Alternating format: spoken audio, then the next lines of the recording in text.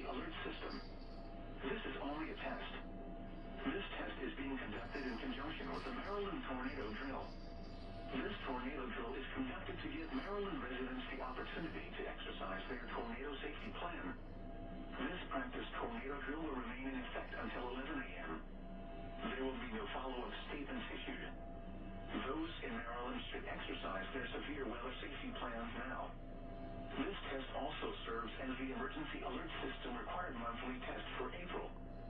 Broadcasters, in cooperation with local, state, and national authorities, have developed this system to provide the public with important emergency information should the need arise. This concludes the statewide tornado drill and test of the Maryland Emergency Alert System.